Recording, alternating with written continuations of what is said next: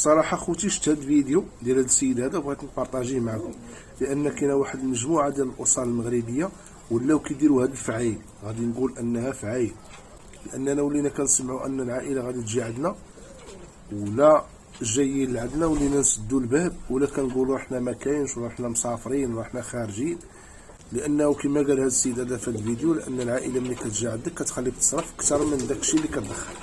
المشكل دابا اللي ولا الضرر اللي ولا دابا المواطن المغربي اللي ضروا هادشي في الخاطر ديالو هو اللي جات عنده العائله.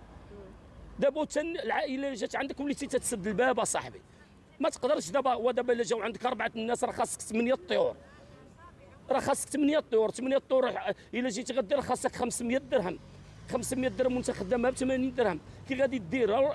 اللهم تضر تسد الباب وما تجيبش هذوك الطيور وتبقى مرتاح في دماغك هنا. وحتى نسبه ديال الزواج دابا قلات، ما بقاوش الناس باغيين يتزوجوا، ما بقاوش الناس باغيين يديروا العراس.